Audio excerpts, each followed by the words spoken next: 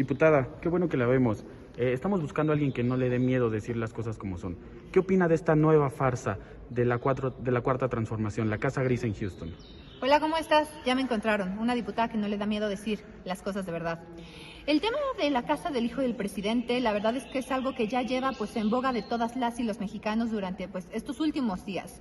El tema de que el hijo del presidente, José Ramón, la verdad viva en una supercasa, pues a nosotros no nos tendría que espantar. Cada quien vive y habita con su familia como quiere hacerlo o como puede hacerlo. El tema aquí es la farsa en la que le han caído al discurso presidencial, que lleva más de 2 años pidiéndole a las y los mexicanos que se conformen con poquito, que no sean unos ambiciosos vulgares, que no aspiren a tener más de lo que tienen hoy, pero sin en cambio, pues nos enteramos gracias al gran periodista Carlos Loret de Mola, que cuenta con todo nuestro respaldo en una investigación como lo hacen los verdaderos periodistas de este país, que pues su hijo vive en una mansión en la Casa Gris, pero no fuera la gaviota, porque se acuerdan cómo se pusieron ustedes, aquellos que en aquel entonces eran la oposición, pidiendo lo peor para la esposa del presidente. El tema aquí es la posible corrupción que estamos observando en este caso. La verdad es irascible, es la verdad, ni siquiera sabemos qué definir con este caso. Y es que ahora José Ramón tuvo que salir después de que su papá no tuvo cómo explicar qué es lo que estaba pasando con esto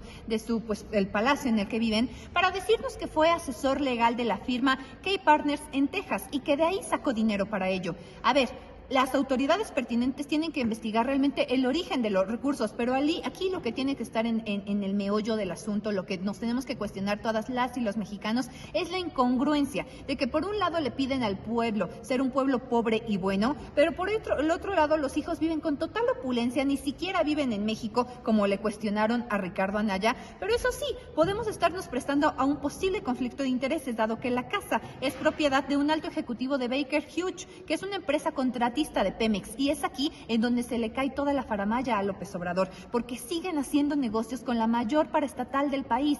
Pemex es una empresa que lleva años en picada y sin embargo este gobierno de la Cuarta Transformación sigue exigiendo que tu dinero, el de nuestros impuestos, de lugar de irse a medicinas de niños con cáncer, en estar aliviando muchas de las situaciones que el COVID nos dejó en temas económicos y de pobreza, seguimos nosotros invirtiendo en una empresa que bien podría ya empezar una nueva etapa con otro tipo de energía y otro tipo de enfoque.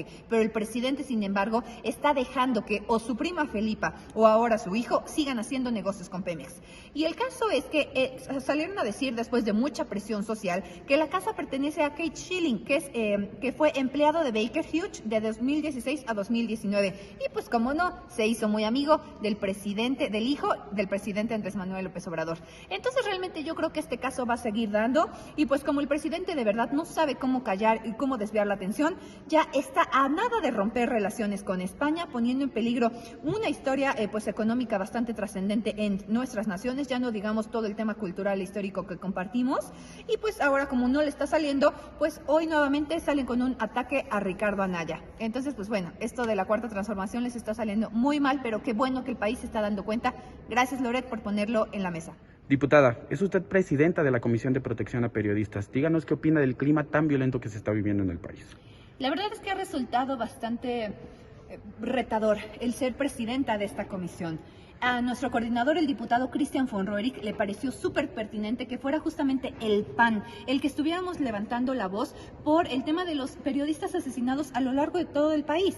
México y Afganistán son los países más peligrosos para ejercer el periodismo, y si bien esta no es una situación nueva, lo que sí es nuevo es tener un presidente tan incompetente para vencer al respecto esta situación. Nada más el año pasado, en el 2021, 7 periodistas fueron asesinados a lo largo del año, más otros activistas en derechos humanos, asesinatos que todavía no se resuelven.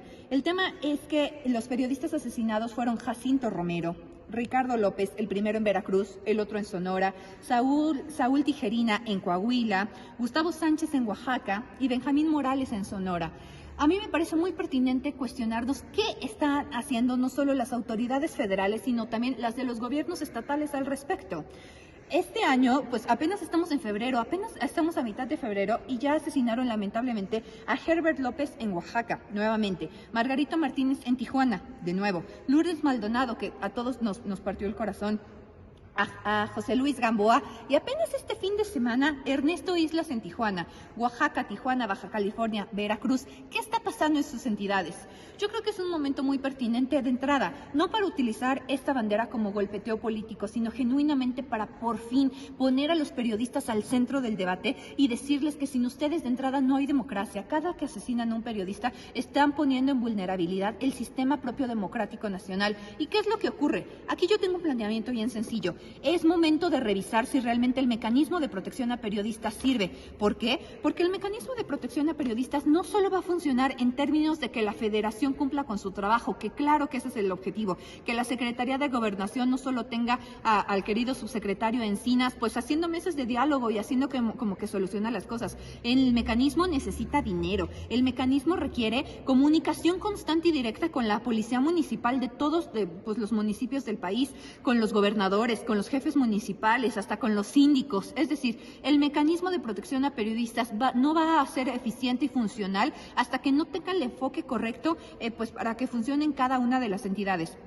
De las primeras cosas que hice como tu diputada y como presidenta de esta comisión fue sentarme aquí con pues la encargada, con la titular del mecanismo de protección a periodistas en la capital, y la verdad es que yo reconozco en ella una persona súper competente, pero que además me ayudó a observar que la capital pues se vuelve una caja de resonancia de muchas de las cosas que los estados no están cumpliendo.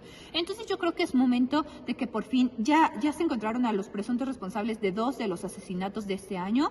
Sin embargo, yo creo que la verdad a cómo funciona nuestro sistema ni siquiera me constaría que son ellos. Y si sí son, hay que encontrar la manera de proteger a todos aquellos periodistas que hoy se sienten vulnerados, porque algo que también casi nunca se dice es que cuando amenazan a un periodista y lo obligan a dejar su chamba o lo obligan a salirse de su entorno, están violentando también a todas esas familias. ¿Qué pasa con las familias, con los hijos, con los esposos, con los padres de todos esos periodistas que hoy, porque el crimen organizado o por los gobiernos incompetentes, porque uno de los asesinatos de este fin de semana fueron porque uno de los periodistas estaba denunciando corrupción de los órganos locales de su estado? Es decir, la violencia tiene que parar, pero lo que tiene que parar también es dejar de pensar que los periodistas son asesinados y no pasa nada. Tenemos que mejorar y tenemos que fortalecer el mecanismo de protección a periodistas, y esto se tiene que volver una política pública nacional.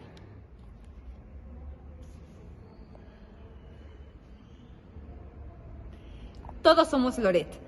Hace unos días, la verdad, vimos algo histórico en las redes sociales. Desde hace muchísimo tiempo, Twitter se ha vuelto pues una plataforma no solo de expresión de ideas o de emociones, sino también pues un espacio justamente para marcar las tendencias de la vida pública y política del país. Si bien Twitter representa muy poquito del conglomerado del total de millones de mexicanos y mexicanas que somos, hoy sí te puedo decir que en Twitter se tocan los temas de más trascendencia para este país. Yo quiero felicitar a Sociedad Civil México, que fue el grupo organizador de este space, en Twitter, y pues realmente decirles que hicieron algo histórico porque lograron ser la voz de muchísimos mexicanos y mexicanas que hoy no saben cómo enfrentar a la Cuarta Transformación. Lo único que yo les puedo decir es que aspiremos a que Twitter sea un espacio libre de violencia. Si bien siempre vamos a tener posturas encontradas, tenemos que lograr que en Twitter se viva lo que queremos que se viva en México, un país en paz, un país democrático. Así que pues yo agradezco y felicito a esta cuenta tan maravillosa que desde hace ya pues bastantes años está juntando a tantas voces. Yo recuerdo que allí estuvo Santiago Taboada, que vi a una Lili Telles, que vi a Manuel Díaz, que vi al propio Carlos Loret. Agradecer todas las muestras de apoyo, porque si desde la tribuna intentan destruirlo, nosotros desde nuestras trincheras vamos a cobijarlo. Y no se trata esto solo de Loret, esto se trata de todos los periodistas y todas las personas, pensemos como pensemos, vengamos de donde vengamos, que estamos levantando la voz contra pues el autoritarismo de la Cuarta Transformación que cada vez se nota más. Yo soy Ana Villagrán, tu diputada local. Juntas y juntos vamos a seguir combatiendo las mentiras de la Cuarta Transformación.